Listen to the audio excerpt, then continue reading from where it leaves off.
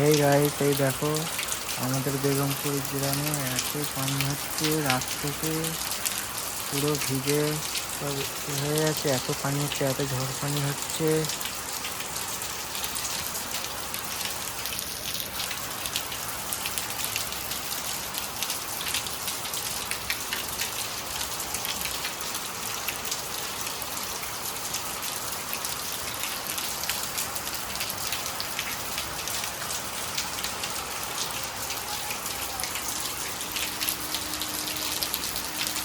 এই আমাদের বেগমপুর গ্রামে এত ঝড় পানি হচ্ছে, সব ভিজে, সব রাস্তার থেকে ঝড় পানি।